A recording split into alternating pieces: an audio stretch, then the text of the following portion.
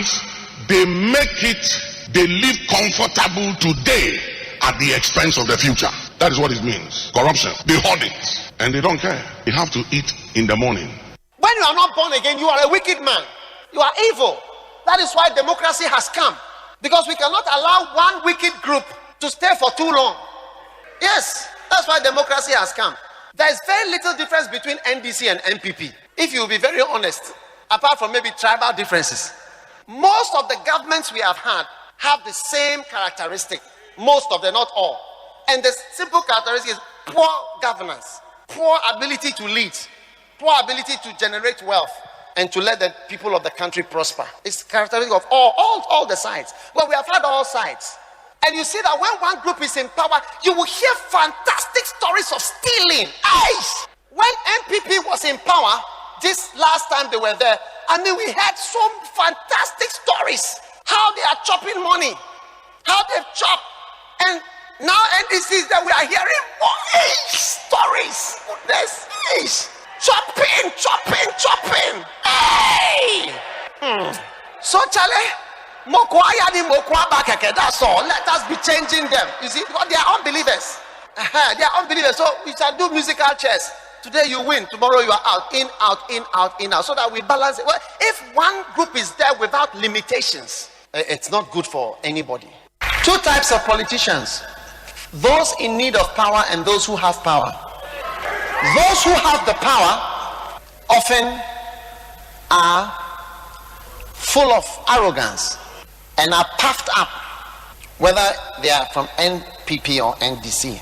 NPP and NDC are similar in the outcome. They are the same in that sense. Different groups of people. One is mostly Ashantis and Akans, if you want a difference, and one is mostly West, Northerners, and other regions. That's a difference. But in the outcome of the effect on the people of Ghana, it's the same. That's why I can't join NPP and I can't join NDC. I have joined Ghana. As they say, Ghana is the winner. But you have two types. Depending on who is in power, you see humility. As I'm saying, that necessity makes you cool down. Do you remember when Professor Mills was not in power? He used to go around humbly. So when they were campaigning for him, said, "Oh, you're humble." It was one of the main. My wife met him at Dansoman when he was campaigning. Before he became the president, my wife met him at Dansoman. He was going from house to house. When he saw, he said, my student. Because he's one of the most intelligent Ghanaians have ever been in Ghana. He's very, very, very clever. He's one of the lecturers who will lecture without notes. And you see, when he became a president, he speaks off the cuff. He couldn't see well, and he could just speak. Very clever. Very clever. Highly intelligent. She met him going from door to door at Tansoma in humility. Because he was in need of what? Power. When you have necessity, it humbles you. Whether it's you are in need of money or in need of power, you become cool. NPP, in need of power, look more humble than they have ever looked since we knew them. Yeah, more humble than we have ever seen them before. I think they also started door to door, person to person evangelism, market to market, taxi rank to taxi rank, and soul to soul. Yeah. Since when will you see NPP quoting scriptures?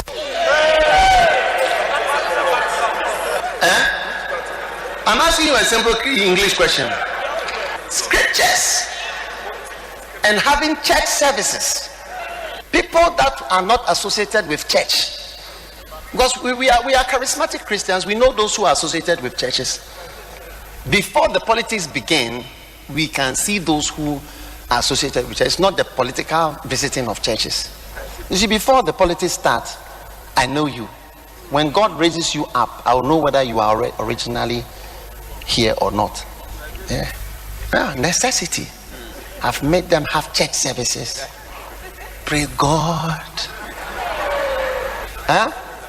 The battle is the Lord's.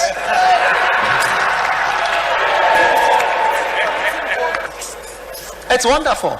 But you see, necessity. Yes. It changes you so much. It's a carpenter.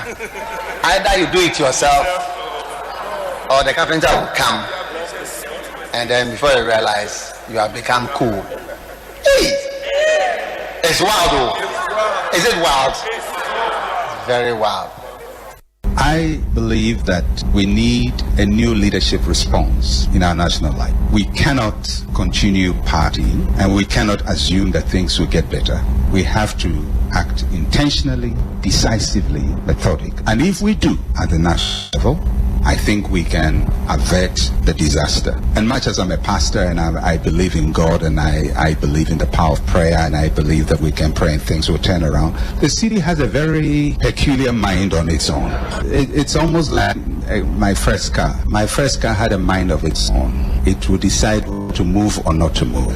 You could spark it and it wouldn't respond. So much as I wish that the city would remain where it is or improve in value, that scenario of 10-1 is a possibility. I don't wish it, I don't want it, I don't pray for it, I don't hope for it, I don't expect it, but it can. And so instead of sitting here hoping that everything will be all right, I think it would be great for us to face reality, that things could get worse. And if they do, what do we do? I've had some reality this week. You know, when people who have no right to insult you, that is reality. You look at the person insulting you, and the person sometimes himself looks like an insult, but out of the abundance of his insult, he's insulting you. So that is reality. That is reality. Reality is when it is hitting, when you know, all kinds of stuff is hitting. I don't want to go too much into that. You know, there are people that when you are down, they feel up. Because they've been down for so long that when you are down, they feel I have climbed a lot. Not that they have climbed, but they are happy that somebody is down. There are people who will kick you when you are down. For me, this is what helped me. It is getting hold of my mind. Not all help is good help. Actually, some help can cripple you. Sometimes I wonder whether as Africans we have allowed ourselves to be crippled by our overdependence on foreign help. Instead of pushing out of our cocoons by ourselves, we beg for others to come help us. In the process, we have become a crippled people. Our farms are crippled, rivers are crippled, our environment is crippled, our industries are crippled, our schools are crippled, our local talents are crippled. Yet we look for some help from outside. I believe in nations exchanging help and supporting one another. But I do not subscribe to a one-way relationship where one is always receiving and has nothing to give in return. I believe it is time for us to push out of our cocoon, and we have to do it ourselves. It will not be easy if we decide to do it ourselves. It will be hard. It will be tough. It will be painful. But we will emerge with strong and capable wings. The biblical crusade that the fear of the Lord is the beginning of wisdom. We need wisdom to rule this country. Na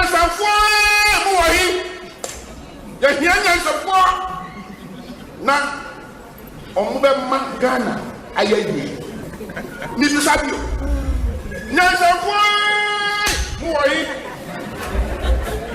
But we must also see how easily one can become an ignorant and unwitting spokesperson for Satan and evil forces that militate against us as individuals and as a nation.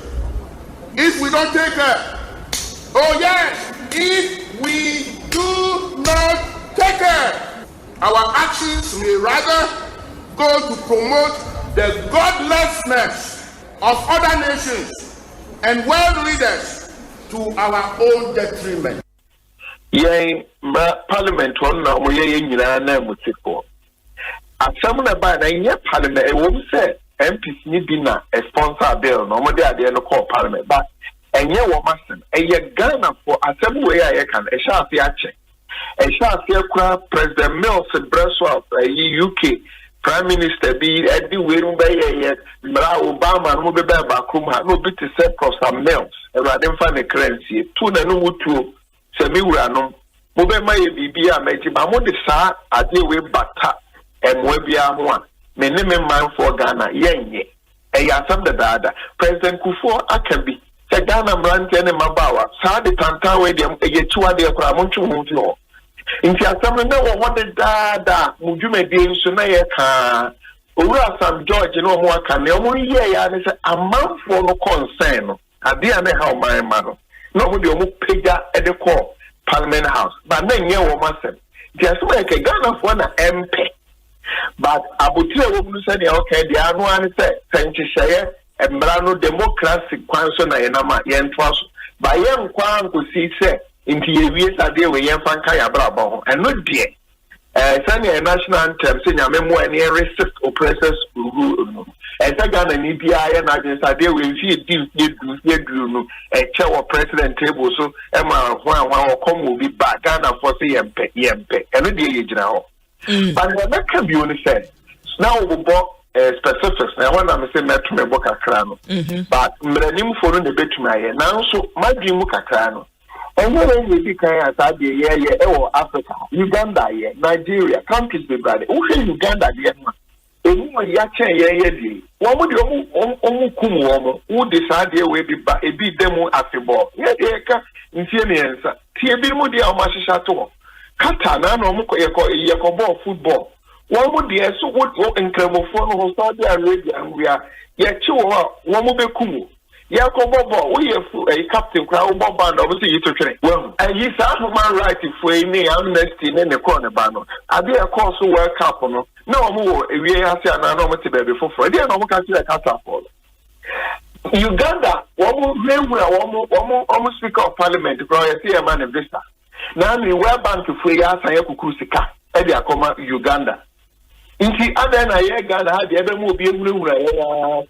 Yes, $3 billion or the same. In the idea, in the Enyam would you say again to be very here after that? Watch or maybe a Sonia Butia.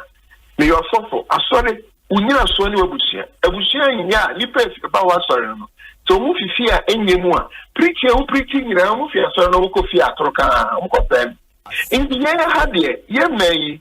Ninya Sonia Busia. What say a Busia? What say Ghana mine? What say a Busia? What say sorry? And details media mean to mean come wasem. Now so cram through Uganda and other countries now. Yeah, the annual form a 2-4 walk cry. A yapukoni a de bunker for say yempe. And at this idea yaba. Nankani ye mudia. And here you are, Prince our Pani Subampire Penedy. Ye man more you worry, Mabawa more free, Mabawa, Mungware classify, near mo, near yen treasy.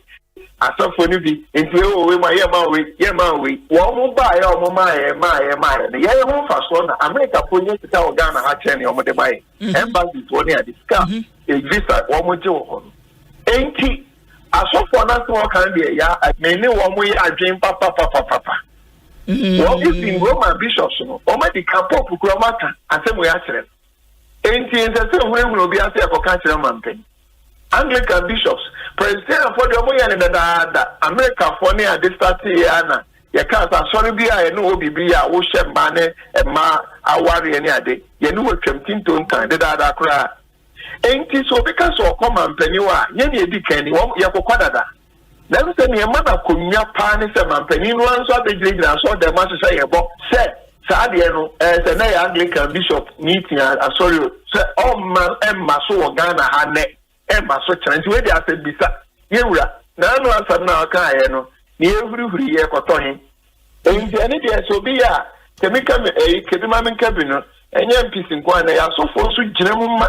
Nipana umutie no ye odima yam pai bonkwan ye obi nso asem so futu mi fatu no so no odima no di animu enti no di asofo no ye no kra moma ye nya bi nka ho ya nya dodo so mu so mu ko bisa asem mo aya o mu benya no o meba befo o manfo na mane e ko dura bato dia amasa nka ye issue ya political issue for ye abato na mpe bibi na me ko di lines edru me so na me to aba na mi wo amanyoko o se ade na wo mpɛ no me so me mpɛ na pɛ no me pɛ na obi se nia wo mpɛ no no na me de me pɛ me de kon ya na ye se me mfu aba na wo se me nyɛ ya wana na ni ade wo hokɔ ye se so ani kɔ wo so na kɔ se ye ne sa enti no de ni mo menya nka ye nuru ho emma saa de we meyɛ determinant factor for election but da no dru na da so ho de a na obi kɔto aba na o se obi se nia wo pɛ no eno na mepe me yama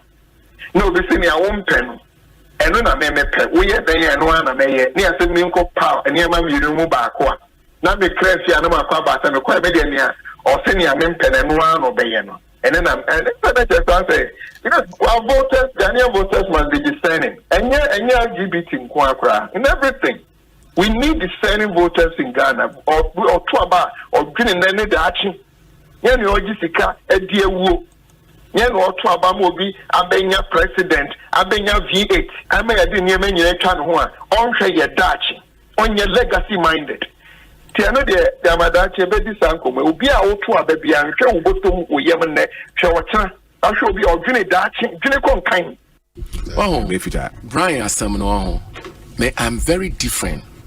Look, Brian is my friend. And so me ka Brian Asem a me kind it differently. So what on wadie na se me hu semra kwan so me to a me wosika metimi ato a under normal circumstances no meto enti aden na senetefo a wo makoton ye japade no yenka ho asem and I don't know how the NDC will listen to me and hear what I'm saying now na den na senetefo wo mo ekoton ade no yenka senetefo asem na mum Brian wo to wo kokobede na me so makoto me dey ya nibre akogo brand so bebebe look by all standard abrantia brand or your businessman I am a businessman of course intino some fi say hotel no mo pese mo beton a munyai mo ton bio what do you mean na say the fact is that it is not good for the young man's business they dey ya intina me to brand for say look me Samia Brian, ya wadi nyina ho kwan yo. Na so me bi nhyame so. Brian, ukọ kwewu a, na ukọ Rock City it's absolute beautiful place. Inti we want to e die pa na beba. Asempa FM.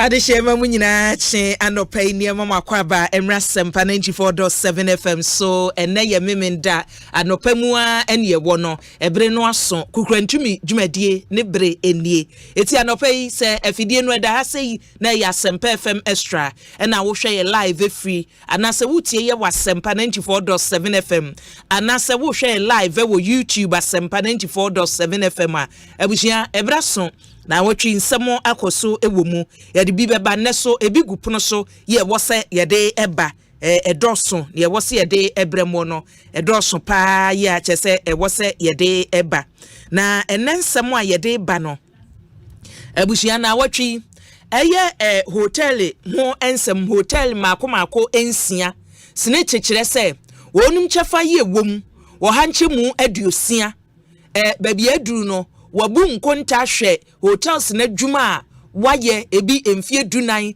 ebi mfie nwotwe ebi mfie nsia na wahwe wadwuma no a woye no a emfaso bia dwuma a wo bia ye ede mfaso ba fie no wode ende emfaso bia meye ka ebi wonom a emfie du na mu be se emfie mienu wadwuma a waye ye ka ebi wonom a emfie dunan emfie be du yese wadwuma a waye ni nyina eye ka eti wo bo ni donko mie no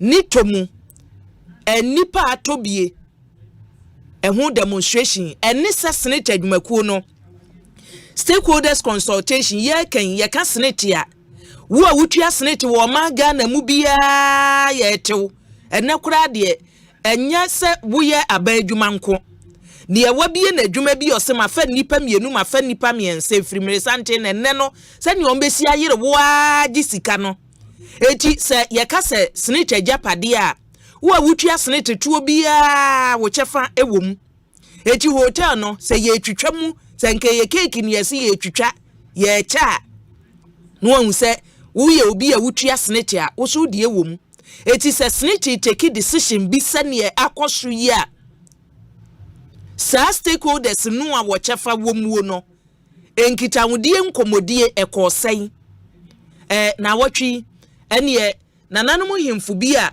wonumu ewo nkran ha sei kire sei hotels ne baako ewo asase so na ye ka ene ye bisa ye ena consultation course we no mo se omo bonyo so eti demonstration a omo eyeye abusua eho nsem edapono so saada so ena na wotwi muso no court nsem no edi ahim ni nyina ye ambulance nsem no eno so akoso ena wotwi emu na wotwi ya so emu ye ka ensemu a akoso ne kwan a chese ye tumi afaso ne aboa ama oman no atumi agina yie no ena ewunim se Ghana baby a yegina World Bank bosia ya wonum so wode eso yasene eno kura de we IMF asem na making se ni nyina beba ewo nhihye ye wose ye ewo yesika semu amanya ye de woka amanya ye de woka nhihye ye wose ye ne won ye emeka se ye wie bibia ye sigina ye ansa na IMF kakra ye wode be ya che mofe dikan aba ye wose aka ba nyina atumi aba no enei abampanimfo chese wo mo ne international bond holders omarichi agreement o marriage no $13 billion debt agreement and omo se chese nhihye no omo ne omo kwotena ase omo atumi akobenkro mu ewom enti ene ensem no de ebi edapono so na affirmative action nhihye ye mraye beboa toda ye kan se ne ma ne beboa ma ne beboa ya setene mu ankasa affirmative action bill ya emrahye bedwam ye kan bill sa chebo mrahye bedwafo pono so pa eda ho no mu adabia ye hwiritra ene mpanimfo chese ne second stage no edrumu ye kan say mrahye bedwam se second reading ene o madru dia na chese o mapemu akobia eti ene na watwi ene so ho ensem no ebetrodwa ya enanopai ebetumi akọ eno so emu ebi na yakọ Savannah region so a asem firi ho no mo aba nra nwumre na nya goro enra nwumre adehye ye wo ho no mo ese asojafo abesen tuagu wo so atututuo tie gas egu nipa bi so ni de baaye na galamsey na ye kan na ye tu ase na egusu tu ase no Ghana sa wo komantem bi wo miaya wuduo bi a amanfo ayi wanimu ye galamsey na sa wo yensantweni na aka sa wo ye ni interview obeka kire wo pensa na se yadwuma ayeye no dia ne baaye Savannah region enura nwumre efira no panum ne ekoso ewo ho no de yensantweni ye owo Savannah mantem Rebecca Nantoma no pay yene no bekom obema ye report situational report free Savannah region na ye wi a enne yene animdifo fa Galamsey tuo no ho mekai pa se mampani na nado wo so akon yi de na mamu to so yi na nsentwefo ye je boss na ne ye di achie ya ye flyers ahoro ye tu Galamsey ase Erastus asari donko kwa Pamprama forest kwa no akodamua na kire se wasa yiniti no ekese waba adwuma no ya kwa asa ba yachi anase babia yeduro no empanimfo botaye abode si wani so se wo ye ne ye fe ne se community mining ye no ye be hyeda tete mabununu a kane ye bia na nka Galamsey en wo ye na we de ye mautreni eno kra de empanimfo kan ya ye so wo nkotutu fom nkotu ha ye de machines bi a eno no wo di si fom no mo ebetimi a kire se ha na gold ne hye na se hwa na wo nkonko sensa asi bebre ede nchete ye kro yo mo se wo mo de ma abo no eduru sen abusua ene ensem ebi ewo hwa ye de bade bonkrata na poso no ye de bebre mo se ne de bonkrata no aba ewi a interview se wo se ka ho so no ne ye de no so amawo yemfa seda emma producers a ene wode me asi abonten Dominic Kisi eboa kwa kutum Jason Osenti amwa Bengazi etechi omahine kwabna sante ne Philip Osaibo nsuso ebo michidom ewo dwumadie emu na mame fada ubonkrata na poso emramidin de Akua Boakyewaa Yiadom abusua wadwenche no uko Facebook YouTube abetumi edibi ato wono ene de delegate be hyasia no pay na delegate de ubonkrata no wo fa animu so afo ye ohwe emma emofra ene asetena mu yedie so ye maame dakoa Newman eda anim ha na de ubonkrata ene watwa fa ho ne se emra hye bedwam emra ye empanimfo aye ho adwuma firimre santen ene ye chese nya nasamu affirmative action bill enye chese enye nasem panimfo kwa na onum asan agyamu wo kwa na wagyamu ene die panimfo chese emrahye bedwam wo mokọ asetena ehwe keka niema ebo omuo no clauses ahoro bi ne niema bi ye wo mu a enu nti wo mopemu a wo muntumi nkọ wo manimuo no enura panimfo atumi agye bi hu adwuma ama watumi ahwiratra eniema ebeka se na ya kwansidia akese a ne ntumi emwo mpem enko wanim na nura tamale anafom rahye bedwani onimonyamfo hayi na jusu ya odi animu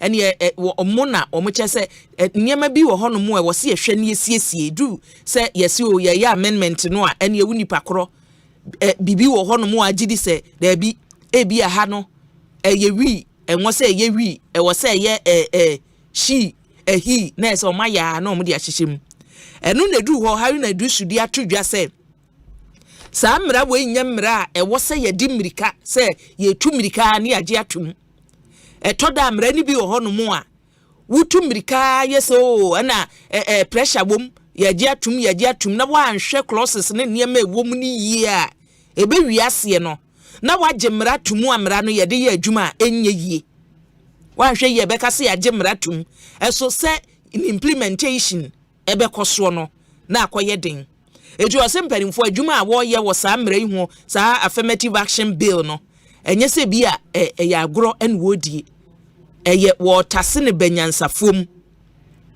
besepani koni an ena wo tase ne banyansafom kakran nti onu se be wiase no na bibia atumi akọ eyie de ama won na the wonkatai ye toaso na yakoye nimu a kane dwamkyerɛni ma NDC amanyukuo no mfimfini mantem Anko Alote Bernard Alote Jacobson wode atudwa se anhwe ya eniema bi ebeye NDC amanyukuo no nwanwa ebefa wo se rapture de na ebefa woni a wo se eniema dane asesa ewo mfimfini mantem ene omaimu nyina wo se omanya yatimwe no wono wote amanyosem ase no ohwe takrem hwe sene eniema sikoso a afi ya bato no setie bia Dr. Muhammadu Bawumia wobewin we ye Aloteji ko sasem no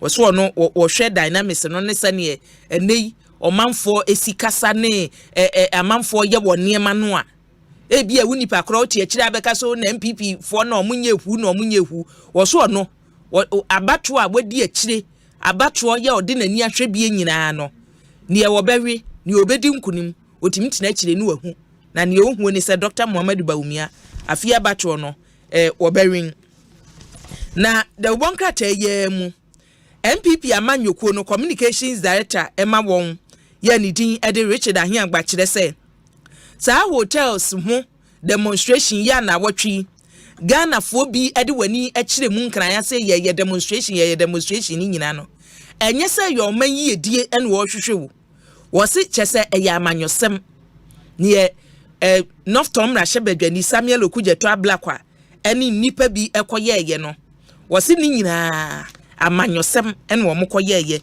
na emom se ye dwene wo man no ho ena ye ton senate for ton ajapade eti ye koye demonstration ni nyina no na no eye omode ye nkatanimu keke ena omokoye omade a na omopese omo eye eti ene de ubonkrata daily guide ensem a wode ababi eno no ensem a wode ababi eno no nya de ubonkrata no a ubehu ni nyina bi ewo emu eni free krata fan ye dikan ebesi ni etwato ni nyina ebi ewo mu kama na ene ye ma memfa pomuden de ba ko emfiri we mu ansa na mafiri mu daily guide asem ena making ene daily guide se ehwehwemu a doctor fo ya gbo onum akwada wa akoma yade ho aye no kire se yade ye friend se cardiovascular diseases no wo mo se chese amani muso den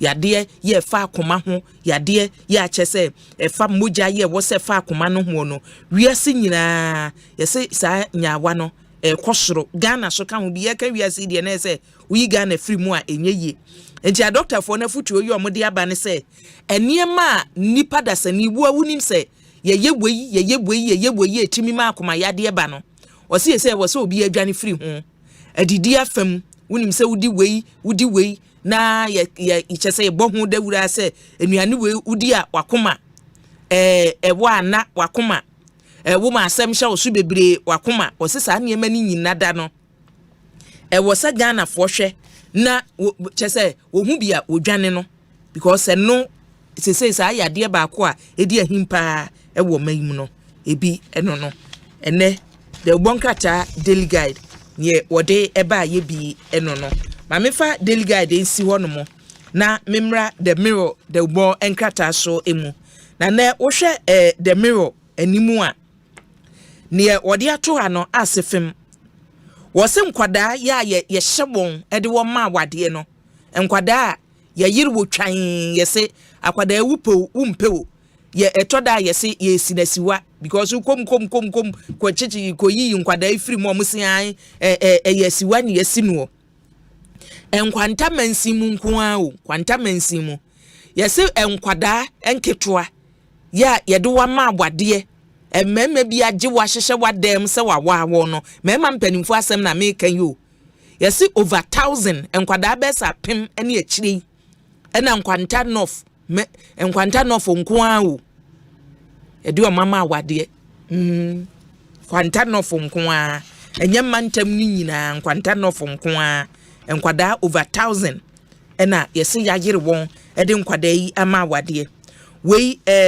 2023 Ghana Statistical Service won hwehwemu a oyeye no ena sansemi ebeto mu se oti mantem enkwanta mensi enkwanta tifi mensi nkwano enkwada besa pem eti se emperimfo no bu nkonta no de betudwa se ya na woni ye wasade ye wo so omohwe di akire no wo so otumi to aso na sa nkwada no se betumi yayi woni o ne ombetumi aye wo bia no wo so omoto aso nti aban nkonta bufuo wo nkonta omode ebaaye afimpinu ene aduonu miensa ne abetodwa efri otimantem enkwanta atifin eno no nkwada over 1000 na yayire won ede won ama awade na Emmanuel ba so etrefi kumase aba ne ode abanie wose Narcotics Control Commission penifo so omo abokoko se enne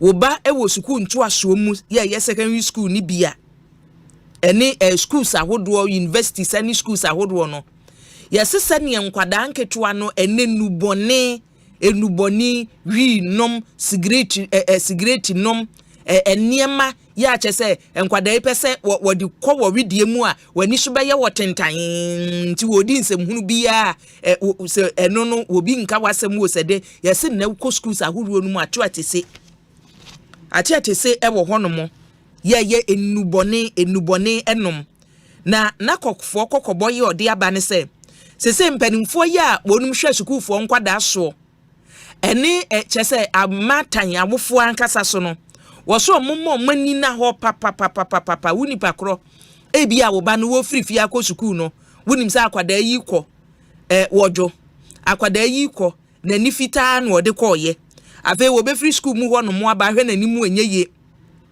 akwada wo kọ no watwa ni tire akwada ne beba afa de chese ni na brabo no osese umma wani di akwada no na chi na wo monitor no abehu se da bi mebai ensakira ye bia banimu kane ebi anye sei na no wote wasesa ubetumi ehu na wo ankasa wo batan no babi a wo so ebegegie no wasom so osom su na enye ya ye wo rehab ya betumi ede wo ba no akọ ama ne ho atumi adwo no eti we ye kokoba na kogumpanifo wode aba esrese wo srada enkwada wo secondary school onumu wo junior high school sumpo ne wo mo ka ho smoking kwada bi wo hono mo tumi sha ase free JHS no wo de konji ono no sa no okodu secondary school hono mo a waye pabin ewom wono na wo initiate amanfo wom ni nyina enhu afutuo na empanimfo ede aba na kokompanimfo wo de aba betudwa se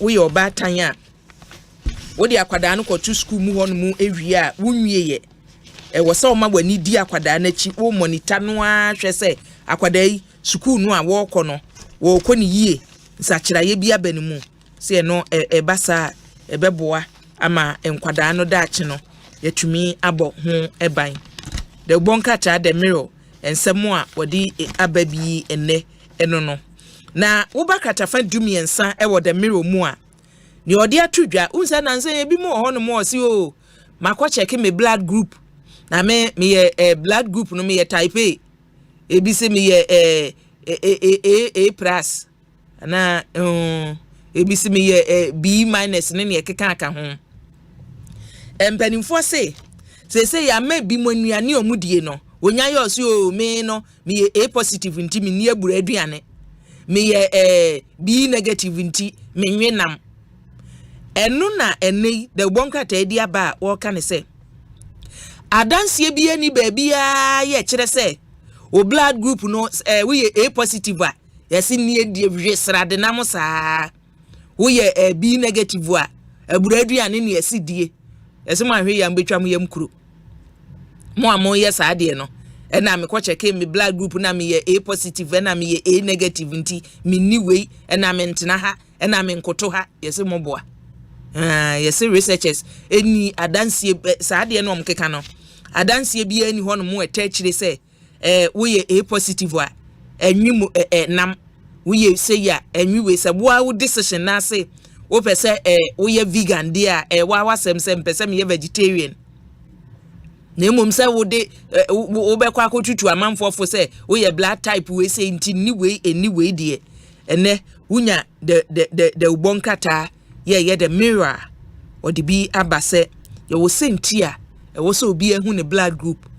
And yes, anyway, na chese, Moody who na man for her. Woody way, yes, new way. O down why, yes, a new way. We say, yes, see a new way. I feel crowd, they did and I am show. See a wild decision, say. Obema o forkuno, and our kitchen, a duania go on Obema ye drama, where we inquire between your first one who said duania media, where ye duana papa, yes, dear, and I make you come moo. And no, a wa cassa. They mu be my dad, I will say, it's I saw ye blood group A, B, a dainty, a new way in the Hannah, a wood asher in tem. Yes, one boy. We had the one cat and Asempa maker. We the Bonkatano. Asemwa what a upper enono. But we are Savannah region. Nenche ye de Nibechimu ewo Savannah region na ye Rebecca and Toma Enra ni esi wo Bengazi minim se onsaka videos na from Savannah region near Ekoso no omanfo ye wo benaba wo bo efa tear gas ne niema o mse yato agu so ewo ho no ye bo moden yen saka Rebecca na Ntoma ye ne no ebetoa so ewo enumu ye ne no ebetoa so ewo enumu na de bonkata yi ma mentoa so na memra katafa aduonu enan ho no adesrede na mpanimfo de ba se afi abato no a ye kwoto no akanifo edi yanimu nyina no ebiribia ase ye beto aba ye se omonko pledge se asumwie be ye adwuma sese de adesrede na mpanimfo de aba se da bi sa I pledge no kan ye beboa pa ne se akanifo no edi yanimu nyina da manyoku awodo ne woni a wonya kwan ejina simpie so kasa baabia no kese wunipa kro wo kasa anya bia no sima be se du ede ne watu asi wonom se mede beka swumduasem ansana me campaign no kra ameye no mede atoa so se wo 30 minutes na nka musima du no wo de preach about asumdue se afia bato no yemma no nkwa asumdue mu asem bi a wo a wo betumi aka ede afa asumdue hu no nanka waka no pepe simadu uwie a na wasem a wo ka no watumi ede eno atoa so wei wunya the mirror sasemi ebi ewo mu a ene wo betumi akenkan ni nyina na mamemra okuni daily graphic so ene daily graphic nene edani mu yesamates na league ya wo mu bui kire se nro se nansane ne wonam sa East Legon hoba na udu baby a papa Nick ne office wo ya adwumakuo yi omo ho no mo ton TV ball aye bo na nya Ghana ball match you nya Ghana match ko hwe kwan ni mfimfini kuro mpeso omo gina ho hwe match ni bi ene samates de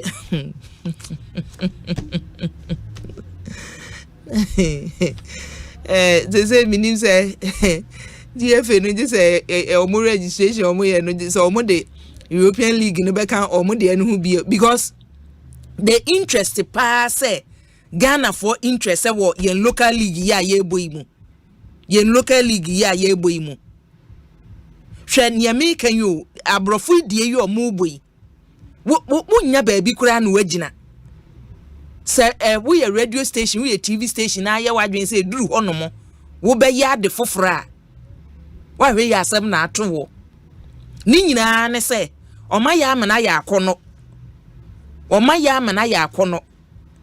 na ye die ya kire se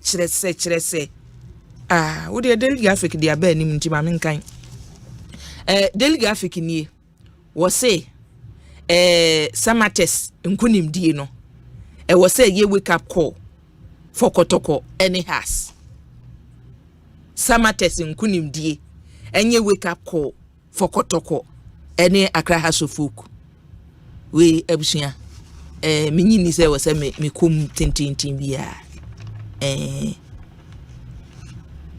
we Fancy. Abusua ma men konsem fufuru mu. Am konsem fufuru mu na ene minim se eye enka daily graphic sa sports yi na chese first na mo de be chiri. Ene gise minya mo GFA vice president enu gina hey. Makado enu present trophy no de ama FC Samates captain Emmanuel Edusian. Abusua yen konsem fufuru mu. Na ma memra senate dim na senate once a ye kan we nye hotel de no we professor bi na wono wode na dwen aba se we ye senate contributor or se senate for wo hu woni pa cross wan hwe ye beduru se wo kɔ pension no wo be kɔ se ye mu nkonta ma me ba abagimi sika no wan hwe ya na kyese ye ntua wo senate wan Ghana. Nti sa we senate contributor was a brano senate office no ya bia ma wo a we contributor bia timi wura hobi every contributor wo a wonim se wa ye adwuma ya tetew senate baako mienu miensa no woni ye frɛ wo se wo ye contributor eti senate kuo no lecturer Augustine Obo lawyer Obo no lawyer Obo wo wonim no lawyer Bo ye ka woni a lawyer adwumai wode eba awudi semu a ene lawyer Bo no wodi twidwa se woni pa krotena se dwodwo bo gisem so senate for ye teme na adwuma me ye tua me senate wan hwe ye bedu se obekọ pension obekọ no na senate wonum krata akura na wudin nti o se ewomu a no akọ senate office ono mo ene who yes senate contributor nko ade you have the number who senate number anasa udin po de kwa ene abefo computer ikura nti ombetumi abo ehu se ebia kwakutum o senate no ye hyase atua adwuma wo ye edikan ye hyase atua ya ebia eduru ha sei no wo gya adwuma enti ha de ye ntua ebia sabire ye adwuma a wo ye kura no omutua anasa omuntua lawyer Bo se ukọ ho no mo a sa records ni nyina wo ho no mo a ubetumi anya eti daache wo kofie kura na wonim se senate contributions ameye no sei na misika aduru sei babia migina nyina no yade a ubetumi ehu no kama afutu a ene lawyer ede ba no na watwi Accra Circuit Court oba the bonkrata daily graphic katafa edu enumu a wo hene baako ene a kyese ya che no yede no Accra Circuit Court na yede no koye ne nyese yede no kokogina ho no mokwa yede ohene no kotum bosome maako dunum 15 months ene yede ohene no kwa akotumu na ohene yese ne charge yede abonuni udumu wo amasama mpotamu ho no mo a yeso ye ohene ewo emronu ni biso no ono asase no woton asase no wo hu akua no waton no age ni sika akua free ho no mo a Bengazi duru wa asase kro na wo se Bengazi so beje na se waka ye mienu ye ti abom ye be ko akwa enya sa akora ye se wo mutimi sa akona ono obeton ma no akoboni nua ama ne se mageme de ntu so kokwaje ode enti asase ba ko no wa hwe ya betua ka be emprennan na eno na tese na watwi ya mu Accra Circuit Court mpanimfo kwa setena no yeso ohene ye frɛ no ni kote susubiribi amanfo san frɛ no ni Isaac ana kote ni kwe din dɔɔso the first name no eye ni kote susubiribi second name ye ni Isaac and a third name eye kote ni kwe amasa mampotem ho no mo ene ye so wo na charge ye de ebo no ni ye say businessman bi en wadada no me ton asase amaw no wagi ni sika ji sika ni wie ye na asase mra odi ni dada ne sa me yo hene sa ena nipa no so anya kukuduro ena odi kɔɔto enti nansa ne judge yo tena adwamu Judge Evelyn Asamoah and was say on the same say be jinananimu a enya fei na wo ba betoto ayampia wo ho emra wo mayimu ya mra ni tia se wo yo hino wonyo hino asase no untumi nton manipa mienu nipa miensa enti ohene no wato mra nti wonkonkodem bosome maako edunum prison en wode no ekwo we nyeka en wo so ogbo no na kwadubofo a asemi wode tu dwa wo court ASP set Frimpong ekire se enye nipa baako pe en wa ogbo charge se ohini aton asase ama no aye ne fragadam wasi complainant yi odi kan afedagbosu wono businessman yi ote achimota ena second complainant no so ye Freeman Kofi Wusu won so ye businessman yi ono so wo new achimota sa nipa mienu yi ene yese ohini ni aka woti abomu yo utie Frimpong de ya wode tudwa first complainant no yese agbosu say 2003 ena sa ohini oso wato asasi amano ansana foforo so esa ba ye 2005 ish ti asam no de memtwentia wa ma ni wo mu an se ohini ne yeso onkodem 15 months oto asasi ne manipa ba ko nipa mienu a se mra no enye se ye bedi ne fie judge ne se wonko na onkodem wonko dem na enye suahunu ema afoforo na the bonkrata daily graphic ye mu obakata fa dunsia edom kuma ewo ma hye bedwam se omo beti omo ho agu monten so adani a wo mo si enuro ya yakra free amnone ba ya nke wo sesa enuro no yetumi yie enuro na begu wo man hwehye gina biem empanifo de yeyi na wotwetwa mu memenda se ya ye ne emahye badwani ma achimda onmunyamfo kwasi akwatwetwe nkomo ma ne kire ye se o ma release sika ya che se o mu be yi anesa eso ye se dom kuma e wo na hye badwam na wotwi wo mo se wo mu hu se yeyi enuro no afreport ho na ye release sika sa abrofo no na mpanifo beka de a obeti wo ho agu monten so obeja dwuma na to wo na hye badwam no wate wo ho agu monten so aye ye kire ede atia saa enura efram no ni ne bedru omaga na mu a yenkoyi a na aye twintwan wo so ombeti wo ho agu monten so na o maye ye kire ede atia eti wo mu so ombe ye so omunye no asemi de bonkratai ede aba na katafaduo nu baako wo daily graphic mu se wokobuno mantamu a chese no ba ko a adehia ye wo hono mu do papa enye koko eye cashew atian yi wo mu don papa wo hono mo tete no kura de na abrofo bi na ekọ hono na o mu de yawe ewo scale so na o mato na yese sa adwuma yi a adehia ye wo buno mantamu ye no sese ye eka adan ya yese o manfo esmogre edeko ena ebiso kwanye wo se ofaso no hata atia no kwanye wo se wo faso na chese ye kase ye disie kura asane obeye no se adwuma no na amanfo nim yo sadian yo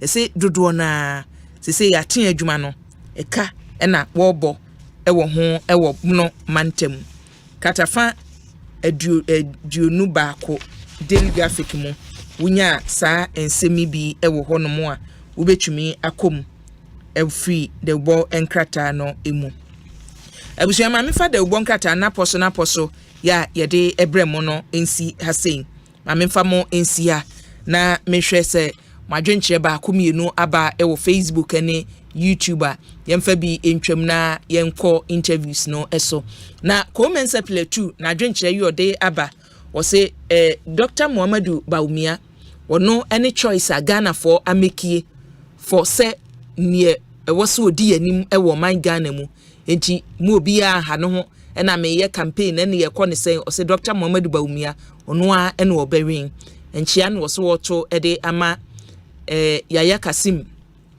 ama Saman parliamentary candidate for MPP amanyuko no na o se woto nkra ama no one lawyer Michael Kwe Jr. Rahina awududia ya wode aba. Wose ABY. Edi enti na wose ye to aso se ye behwe Ghana football. Die enti wo asema wani abere ho aka na no pay no.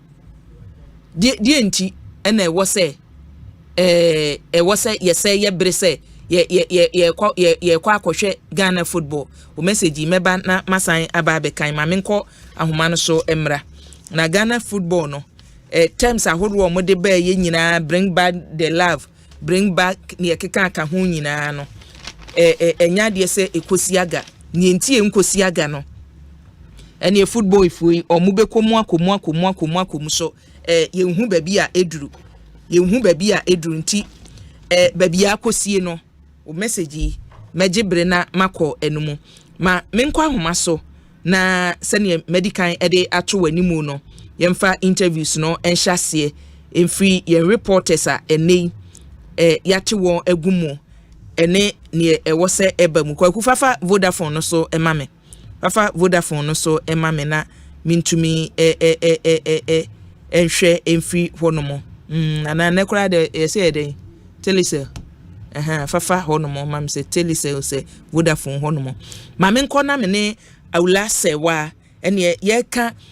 nsasimu sadie tuo kwanya ebetumi afaso aboa no ye ne ye mami ebetwetwen enkomo. Yes, I'm on radio. Ye ne ye mami ebetwetwen enkomo. Mama, good morning oh. Good morning. Mama say wampacho bibi aboko dear. Yeah, good morning. I'm sorry. I only speak Ghana. Thank you for calling me. Thank you too. Say waje so anopei. Anopei ye pese ye bisa. Sorry, I don't understand you. You only speak Ghana. Gentleman, I can do the interview in English or Ghana. Okay, thank you. Auntie, we want to find out from you the level we've reached in fighting galamsey in the country now. Well, we can see that we are in a very bad state. Our water bodies are being poisoned. I hope every Ghanaian watches Poisoned for Gold. We will have a rise in kidney disease. Our forest reserves are being desecrated and destroyed. We face what you call a clear and present danger from ecocide, from the destruction. So we have to fight illegal mining in a robust but disciplined manner. We have to fight it. It is destroying Ghana, but we have to fight it in a disciplined manner. From what you are saying, Madam, we've had various governments from Honorable Atamils, President Atamils, President Kofo and Co. We've had series of programs that they've put in place to help us fight the galamsey miners.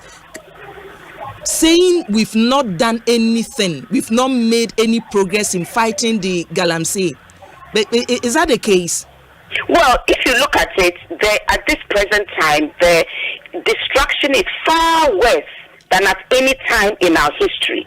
In fact, the president himself recognized how bad it was about 5 years ago and said he was putting his presidency on the line to stop it. Despite the president supposedly putting his presidency on the line, the situation is far, far, far worse than in His Excellency Atamils' time. So right now, all we want to say is that we face a clear and present danger. And Parliament has passed LI 246, which allows mining in forest reserves, even globally significant biodiversity areas. So you have to ask yourself, are we serious about stopping illegal mining when Parliament passes LI 2462? When we know about high flyers involved in illegal mining, when Cabinet has passed EI 144, declassifying parts of Achimota Forest. So what is happening is that there doesn't seem to be any seriousness in fighting the illegal mining, which is destroying this country. It's destroying the country. We are being poisoned. We are being poisoned. Our water is not safe to drink.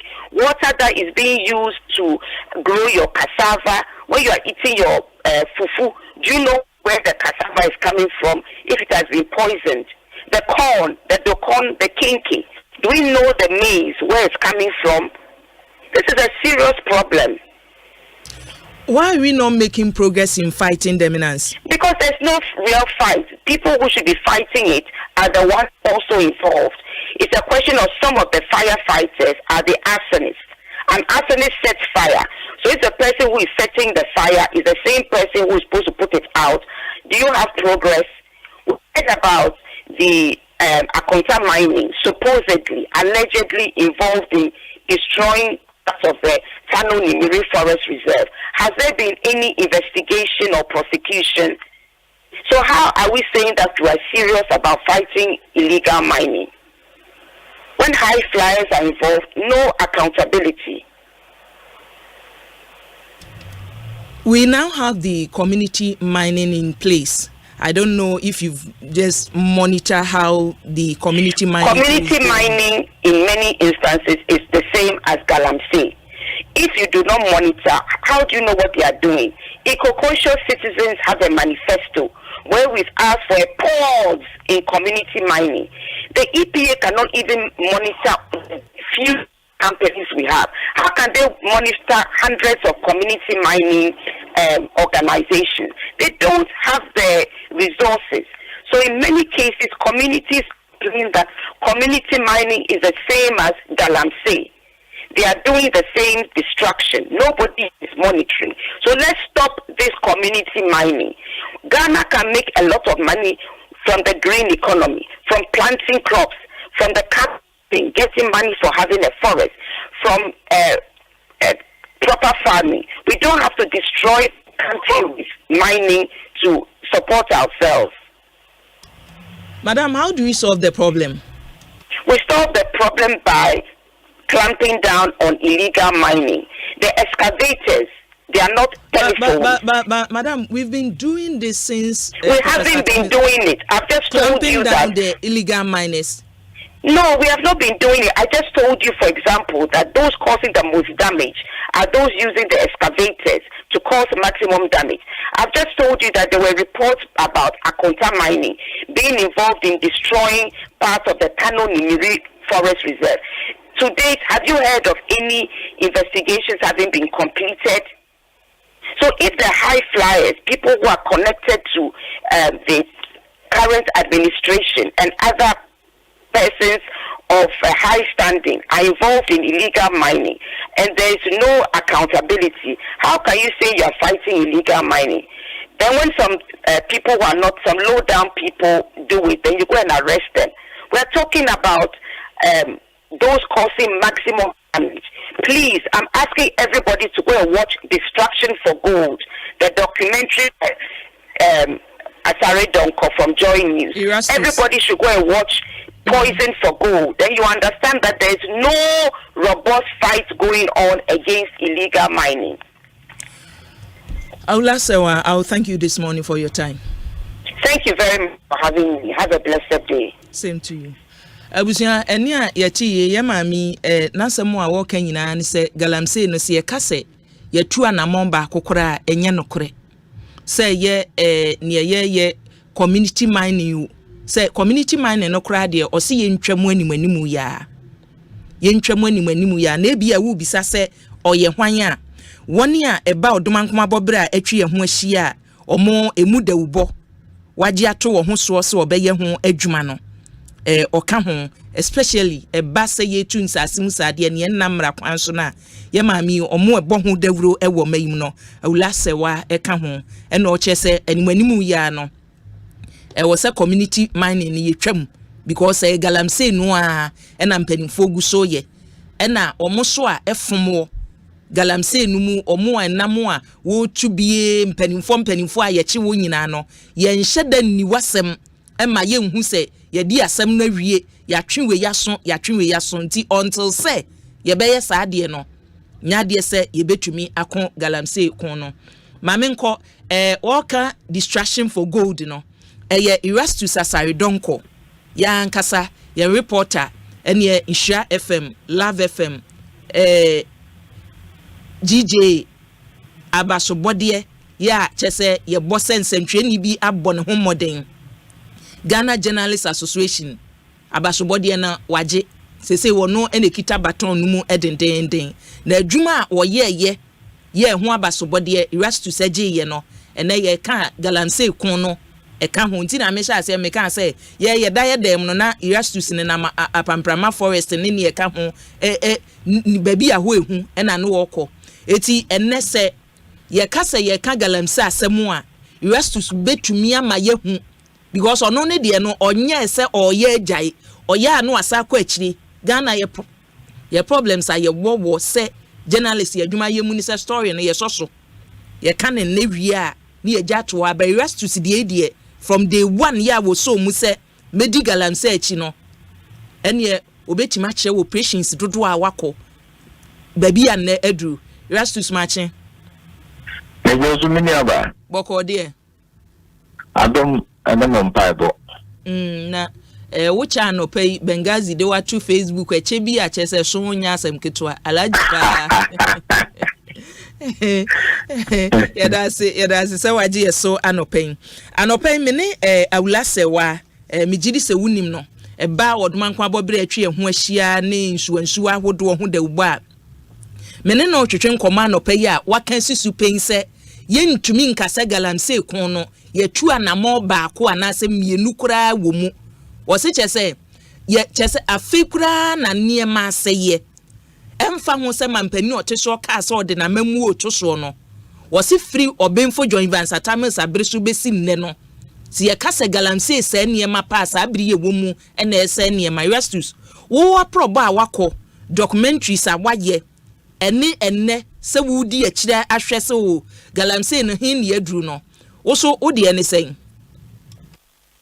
me da se ye fa galamsey a free 2014 or the me fan call kakra 2013 and a galamsey no fi ase pa China for begun o ma bin fidie ni niema ba ya ifi ase se yes sense ase no me ade na before 2013 no na galamsey ni ye but sabe na nkurase for na de sufi ne tekas ne ade na etu na nkwachiri na ense issue so na omonso ntimi eno na no mfreni eno na no mfreni kolikoli na kolikoli omo kolikoli eti na obi wo hokwa na food gran wo tubi but wankyere wa hu se wo tubi bi sa ho eno mo 2013 2014 eba no na Chinese for no be kun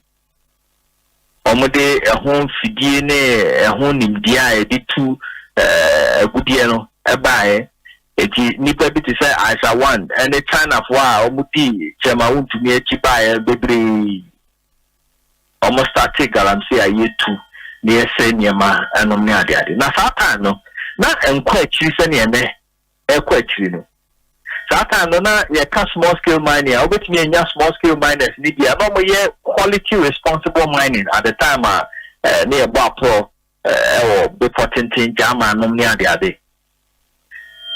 Eba na nim kakano, ne niema essay. Afina almost to many forest reserves are who will be so. But that and quite a move to say if free 2016 Eba. If free 2016, 2017, 2018, Eba and the fear says that essay. It is 2018. Osha Pamprama and ye can assay best 50% of it be assay one. Abaya was 2018 and almost yes almost zero. Satan said John when you're the baby call the P forest no. Am I imperial heritage for almost all my reclamations no more to say our forest no. At that time only to me cut a omukra prospecting license no almost say forest noir. It's 2018 eba 2019 2020 after China for the champagne machines a honing dear eba Ghana for G2 and almost fear or more mining or insurance I hope also now happy under this administration. It is a Kagalan no necessary say a pa issue I can see it is Kubra Mutanom near the other, yes, say no, a this administration. Let's say pa no there. This administration in the history of Ghana, and I guarantee etinya say you say forest ahodo. Me no ka say. So say forest reserves kaneno na mra emma ho kwan eye local area eye red zone.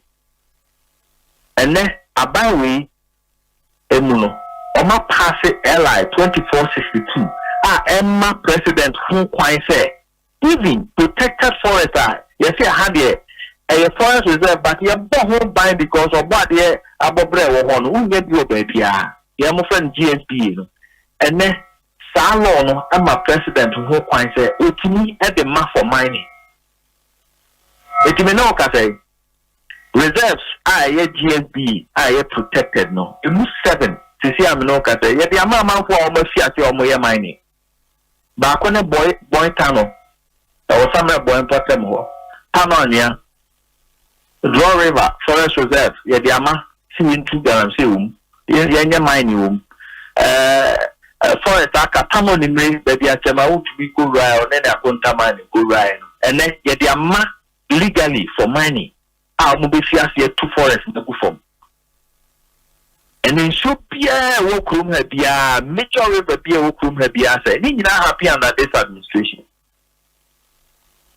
Enti sawo kan yi pa na o kan okra galam say no de nem pompons wo pa no happen under this administration this administration so na ya say sika and they are fighting galam say more than any administration enu ni asem Erastus enka Erastus say enu ni asem anka me be bisa we say administration we mu so na mampani tumi nya akukuduro ka che Ghana for say me de mamamuo to so na operations ahoro a akoso enti no eyese ye de ano na do nwere ana sesen mami obakaya emma president kan asem no ye nyina central for ye nyina obi ani pa if you say at that time no na media coalition against illegal mining na atene fofora graphic nom ka ho print pad nom ne ade DJ mu gina ka ho bi kana shigu mu dano a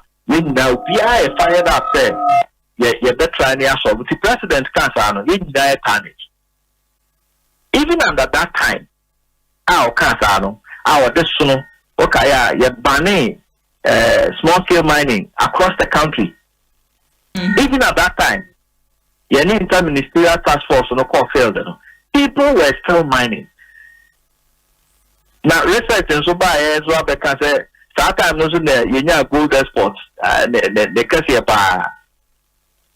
Oh, enti ya say sika aban we so no ya say sika more e dey akọ galamsey ho bra yet interministerial galam stock and kusiaga na ye do president Vanguard kan ho. And also Ankusiaga, secretary dia ye send o soldier for yet operation halt 1 Ankusife operation halt 2 Ankusife ni nyina ye pompisika at the realm a church require I say the soldier water force o ha ni asoma we ko ha and also so ni nyina Ankusiaga na genti a anye yi no and say I say water bucket now I saw bucket in answer also pick down. Penny nipa kwa no asoma task force a water task force na say omonko godi djuma no. Say nipa kwa no ankasa ankofo e na eye galamsey no forest reserves any insurance ho. It is also man say onko failed. Na okudru failed. Na akonta mining I yet my own to media and a minor or town on one or better what I'm on. Also, my soldier for Sir Uncle Sefi, Uncle Palm Forest for Nassau back on a beer, but they can't say, Lord coming at what? Mencaso Ega and Silver, the so back on us or not at what? Or better what I'm on. And then I'm one. Sika spending was soldier for who task force for who near the say ye kono ani But nipa na awoko ade no ono so ebi so no na panimu bi afro from Flagstaff House media mamon ko ho no masan anaso omo nimse di passion esi na eye wa ha dia omo nko ho Erastus we omo esisi omo excavators bebre no ano small fishes no me ade few of them especially sa women's organizer na ye kwose ne die no ono eni nipa kakra bi na ya ban mu fo a ye si omo machines ya ka nyina small fishes Erastus we big fishes na kasa se forest reserve mu se no omo nyina ho Erastus we ye kan no dan ya ansase mu sade na hyefam ye wo se ye tuo enti wo hwe sane empanimfo kan ye wo mo de ye hyakon ya ne omo kamane kosie ne se wo se ye tuo na mum ye mfa kwan paso ne yentumi ntu enti omo si o ye se ye yi galamsey no firi hono a ye ntwe ni nipa no a na ye galamsey no na sa community mining no emra meka awula se wade a mene ne kasei no nsem ni bi hono ma mibisa no a wa so wo se mibisa wo no de waka ni penya no pay se da bi. There's no difference what say yes community mining any galamsey nti e be ya nka ni manimu ya yentwam wo de wani adi sa community mining no so achi omo a ye twe ni omo a omo ye bie no kwan be na omo fa so aye omo adwuma ne ye betumi aka so omo de no hote enti yenhwe ne yenhye no mu kena minya ba udi kan bibi o se agudie na yeden ya yibitu omandi abetu na agudie eboa yen yetimi nyeska free mu ne ade eboa local economy obi en ka se mi ntu agudie ne mu nse agudie no wutu na ense o kru mu nyina wa se no because utu agudie de why na se be na de no fi a we ade community mining are okay so I have a report am de ba abontin bi especially ni am de free takwa important wo ebaya a community mining no abaye bibia nanka a very good concept. In fact say over gather community members ni na mo ka asase ni bi ne supporting dia mo pesa mo de mining na ye dey experts aba ho o ma training dia kwan a ebe fa so a ebe mining na insurance bibia na community ho na kasa na befa emema na mranche amoma yesa adwuma no no manya ho srade kakra no a fantastic idea nemum say ye field a o ma dane community mining no amount for business enunti okwa nipa a obeye community mining no free promo bia nipa bi tibe bi no akonse gold wa ha na ono pese wo tuunti now they are far community mining. No, I call register under community mining. Now treat your home sika. Now by force, community for no quasi and pekwa almost say by force. Yeah, community mining. If they see what through you, then yanko pandaroma. Ula se wane lenko of boa omo dia court at the injunction near the adetos omo makwine and community mining and koso. If the nipa ni nua, e person omo ye mining no ho. Omo friku mo. Omo friku ma se. And on my baton, as I know, one almost by force. Only mining. Could man so to know by force, your community mining. I dear na ye say I dear na say your community nature and can nipa no a one potemu hono ye. Any committee members, unit committee members will be idea to say, yeah, community mining. When so unit committee members are family members, almost a yempe. Nipa ni no say there. Oko akum. I water and then important one. Say almost dying now, almost blasted SAFs, all SAFs to be almost almost 10 in the community mining. All SAFs too. And almost normal blasted underground. Now man for dying a pipe. Odo ko ha say obi oti akum. Eye takwa hono. So otia obi hu ni ameke. Ama for dying obi chene dem na ne dying pipe say hui. And so ya dey koka. Because by force, you see a community mining, you the microphone and the idea be buha, omuna AD. It's a community now does not even benefit from gold that year to buy. Ye true no. Inchi was say ye ni and now say yenchum. Oh, men can say yenchum. But say bet me I ye. And only answer no. Say mine ya can want some guarantee I can't combine ni ne say. Are we doing responsible mining? agudi aye tu no e kwan paso ne ye fa no ye wo kwan papa o ha ye fa so tu agudi e a obetu a o tennis ne ade ne efiri mu ba ye wuduro no obetu amana kese amana begun wabo ho ban anwia no top soil o de agu baabi second soil o de agu baabi uwi a wo de doza aka ne nyina aguso e de duanua kama ama ho nyina feel fine obeye ne say baabi a chese insu da ho no ye twa emra ato ho say bia 25 meters and 50 meters and 10,000 meters away from any major river obeye say wudi e no so sanyema no ne ye ka say ye responsible mining me ye ne atinu the community mine ye trust as a baby ye na kama and not your when you be ye we are capaso I develop land in ye dia I don't think Kenya the pie was it me name mo back on now be afa community mine and no dey biscuit no dey the mining no ye no pasa say you dey in your maniama or field and no any can want yo meja wa mo akono me nhwe kwan ye betumi afa so ni asisa how we are no kwan because na wo can say operations no say na me kasa me ma obre say ma ye operations dodo aya ya ye ebeburu be 20 ya ye operations aya with sika ye de awuram ye da so gina ye ABC mu a say dia na wo say ye because o tie mampani dada John Dramani Mahama ono ne campaign na wo ye say ya ono ne bo hye ye ode aba ne say me ba kwaya ya ma ho kwan ye ne mampani tumi di ni tumi ema ho kwai se kwaye no yenko bimu selected ones bimu ya exempt bi se ye tumi kom ekotu nsase mu sade nyina no meba ne eno ni solution no ana wugidi sade na sese ye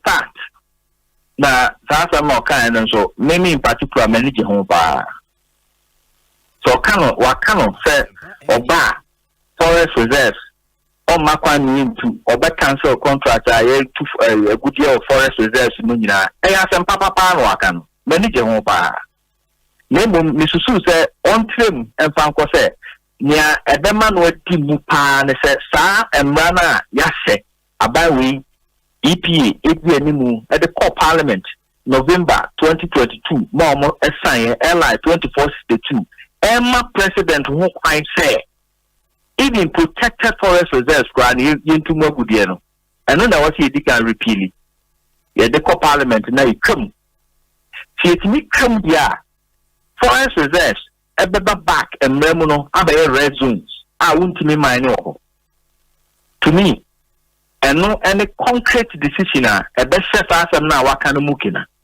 it me expect say yes the statement our passes or bar or my into Ogudie of forest reserves manage ho pa name on council should you answer or bar or be repealing sa airline 2462 no na at the year a snow up to say they say the forest reserves no a no go area I could run near to I bit my prosecute amana ye and no any idea be man as nedi mu pa yo Rastus ma me na wase na me ma wo moni adwuma nti ye say nsu akese no ye ni ba kokora wo hono mo abetumi akase we di akwie metumi akase ha no ani ate kakra mame we eniza mekwa na meka so utu kwa ya utwam a wuhunu bremu utu osi no a chonko na ko he ana una mwa na utu sama anwura beach wo so a omo atete wo no pro mo no mo kantreo ankobra no azim ho de na ko ho nyina nzema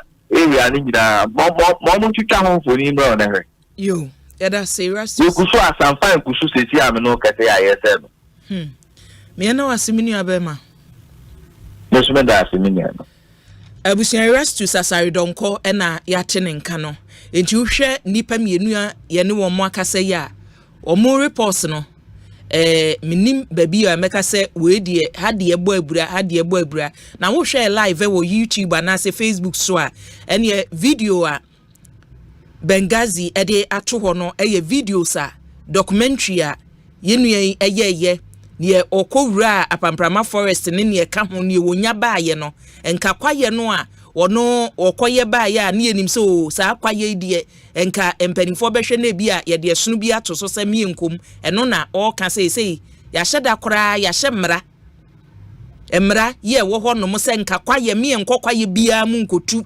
fagudie wo honom no saa mra no ya sesam amanne mampani tumi gina ni tumi so ka se kwaye no yenko bi mu na weidie etumi koho hade etumi koho eti saa forest ahoro no ene bia emra ma ho kwaye a omuguso etu na Rahina de yode aba osie bi wan wahu ni enti a meni Erastus enya adwen wo niema bi ho John Dramani Mahama mampani dada ne bo hye ya wo hya ye frɛ no desperation promises no eno wo so wagitum no enti na me so me ne no enya adwen kwan bi so no David Conte wo se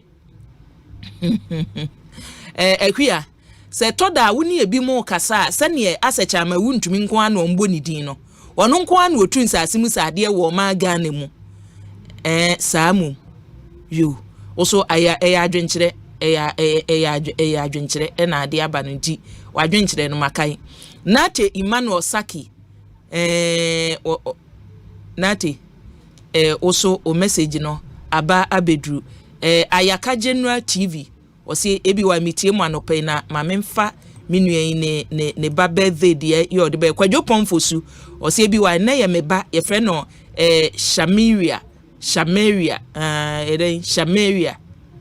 ama dodua Shamaria ama dodua opomfosu osi na ye na woda eti ama baby awo bia no papa opomfosu ese yenka nkyɛ ose nyankopɔn onom na onhrawo onya okese Oma wunyini mfiri adumu enko adumu nhire bia no nyankopon onomu bi Rafael Nketia de yode aba o se mamema good morning enko Emma incoming president Dr. Muhammadu Baumia na buchia enanopa yi topic e dia topono so a ye kan no enye se ye ka ne kwa eye ne asi wo Savannah region enti ena ye de yani ahwe nsasimu sade etuo ene semra hodo nhyehyɛ ye so aba mfaso anase so emma mfaso Rebecca Nantoma ewo Savannah region miane no entwetwe nkomo ne nhwɛ ne asie ewo Savannah region e fa sansa asimu sade etuo ho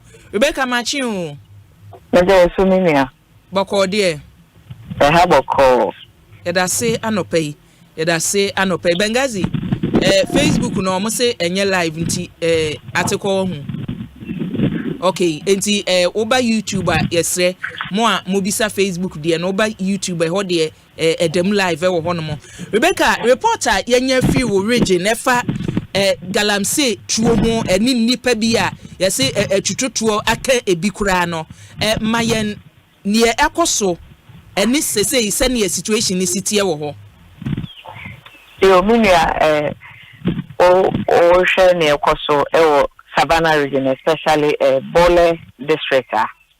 The beer, ye galamse, ejuma, and ya yenyanke say a soldier for Akobro 2 MPP constituency executives, a vice chairman, and then a secretary, no munina yenuanum.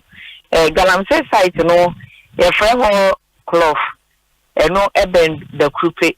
No more no anya say nsuo so na omoye galamse yi no mo no asase so na ye omoye na secretary Emma MPP for ono ne bra na ya che no ewo club for honom ne bra ye constituency vice chairman na ya che na ye de no aba Bole police station one encrophobia ka ho be nipa 20 na ya soldier for abro mo achi omo ede omo Ababole police station na constituency secretary no Shoazo Mahama ekose okwako hwe ne enti a asoja for abone bra asan achi no ababetum na mra okodu ho no mo no na kire se enya agro kra asoja for no mu bufu yie emra kra o che mu se o ono kra no ye health insurance manager na minia eka nipa na omo achi no aka ho e cloth no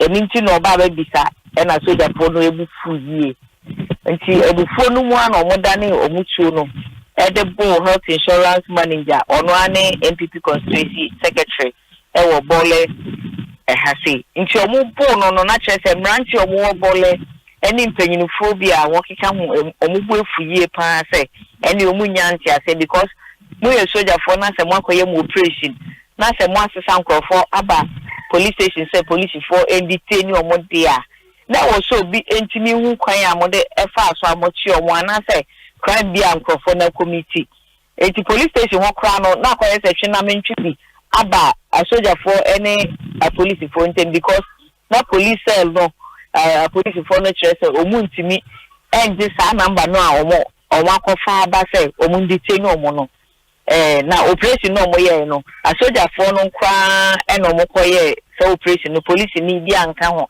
na other security ni bi anso enka ho enti no health insurance manager na say constituency secretary no emra awo kata no and a soldier for no eyi omutuo ba ko ene omo de bo ni timu yi we hwe for ni dia obetime hu se moja echu won a soldier for bro omo no enti omo de bo constituency secretary no ti Shiraz din na omo bo no wie no omo nso gina ho se omo nyanti ase nti a omo bro Shiraz no ene soldier for no omo shase ma warning shots bi Omushuti just police station Hono Bole district police station charge office nti emra etuo no kasano hu kra eka police for ni bi na mo si police station eni ma etuo kasa bi eni omu ntimi hu ni omu betimi aye na chese bole branche no etubu asoja for no say the side omu free bole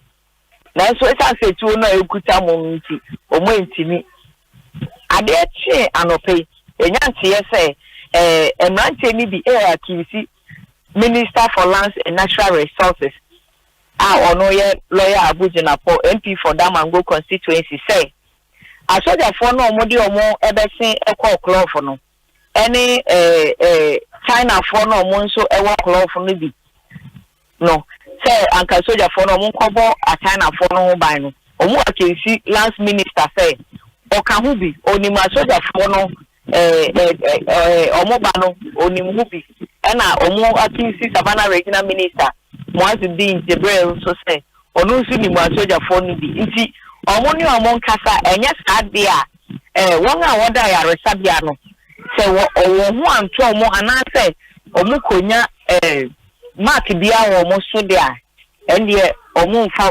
regional minister any lands minister Bonnie and Chom. Nti anope amanfo that wo hospital omo say won a woda ya resabia no wo hu ebetom. Rebecca nti metewase a twamfonyi kakrama yen. Ye wo omo a emra kwan so no omagye omukita lances omutu saansa asimu sade anasa omo ye mine ne wo ho.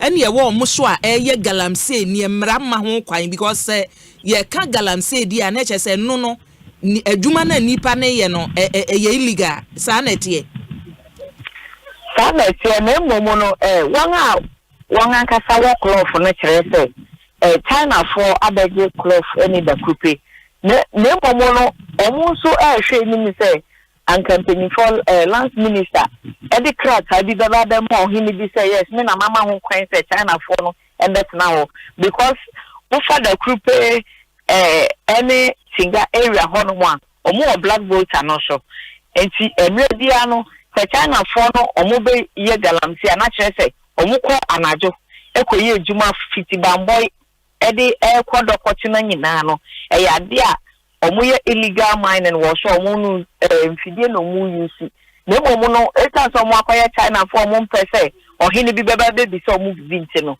ya anajo na ya wodi mfidie no consume no so ekoye illegal mining e black voter no so enti say ya soldier for no abro nkrofo those communities no no na akofa ensem nyina ba say was a land minister ombra mbach ekwan a ofa school ma China for no enkrata so mo na cloth the group any dokochina area honum on fasa akrata no embechre ohene no mo so residents no mo those communities no omo betimi ehu krata no say yes omo no mo assign inti na China for no abetina krom honom enye saa de a omu hu fa so a China for no abetina honom say omo ya to the extent say lance minister and I say mpanyinfo bi betini ama ho kwan say a soldier for omo bebo China for ho ban those illegal areas. Tinacha say galamsey ne de saa area ho no ya de a ekoso pa ekoso pa ye ne momo no esa say do no any krata say omo ye illegal mining no ena we sha vice chairman ya asoja fa bu ni ye or no say omo small scale mining and krata no on tiase ni enti a omo etimi abasa area no so mo ba be protect China for say enye say China for no kra no more protect you omo aba be bro nkrofo e wo sa community no mu eno ho ntiase eno munya enti say ano minua me ne we kasa die bole NDCO MPPO obia bu efu say two executive MPP executive no kwa de a asoja for de wonsa aka omo no